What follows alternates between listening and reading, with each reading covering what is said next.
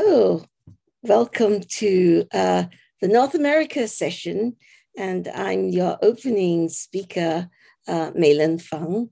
And in fact, I'll be talking about a slightly more global perspective, and then we'll move into the North America section.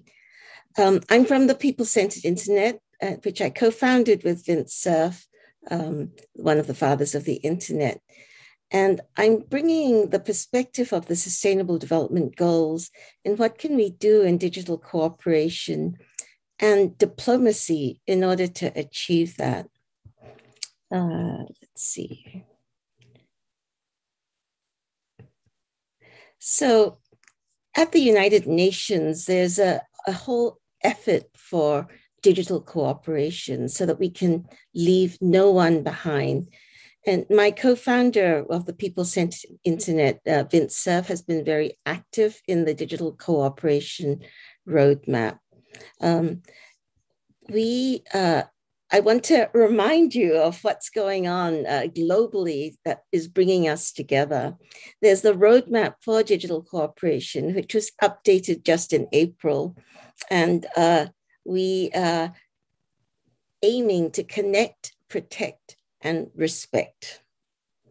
This is an important initiative because digital is global. And if we don't cooperate, we could be divided.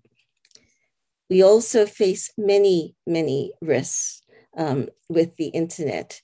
And why are we talking about this at a design thinking lab? Because this is a policy lab. What are the policies that we need to address the risks that we're facing?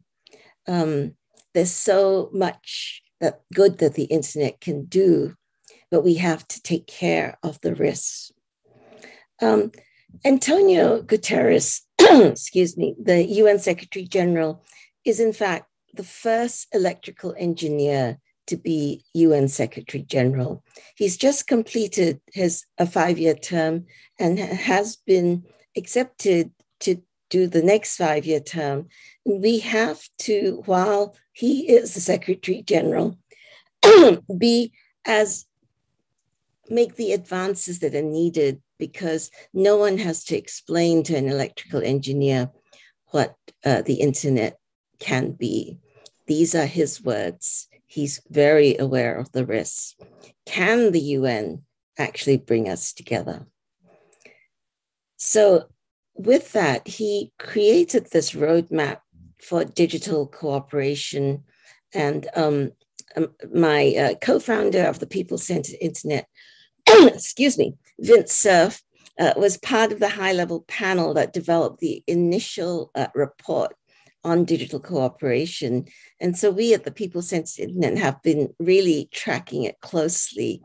I love this photo from the report because it really is about how can we have a safe, inclusive, equitable digital future for all. And I'm proud to say within the People-Centered Internet, we have a fellow, PCI fellow, who is blind, and she helps the online access for blind people in India. We're very committed to inclusion and equity. And so I bring these thoughts because for design thinkers around the world, there are huge challenges. And I want to raise these challenges to your great design thinking minds. What are the challenges? We have to bridge the divides. Of course, there's the rich and poor divide. There's the technology divide, where half the world is not linked to the internet.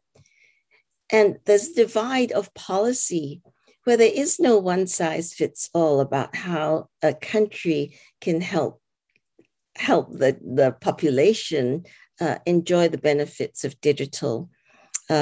I really enjoyed the presentation about the Moscow City as a Service. I think these are all of these wonderful, diverse ways in which different countries and cities can meet the needs of their populations. we want to see lots of this innovation and compare and contrast and learn from each other. And why should we do that? Because technology giveth, but it also takes away. Artificial intelligence can both destroy jobs as well as create new jobs. It can allow for enormous progress, but also have negative impacts. So we have to pay attention to how we can transform digital technologies, not into an instrument with unforeseen consequences, but an instrument that is designed to bridge the divides, to attenuate the inequality, in the words of Antonio Guterres. Finally, as a person who grew up in Asia, I'm originally from Singapore, like Agnes Kwek, who spoke earlier. And I look with dismay at the issues that are separating us geopolitically, and what a challenge this is, that the havoc of the Chinese and the American economy,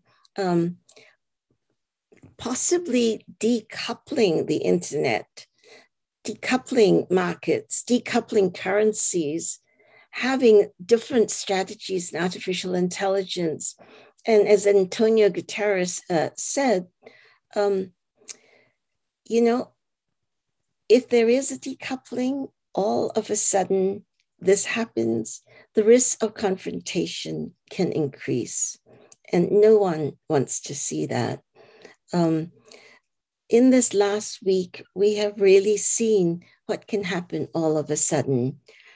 Many of us were going about our lives, worrying about COVID, and then suddenly the withdrawal in Afghanistan happened.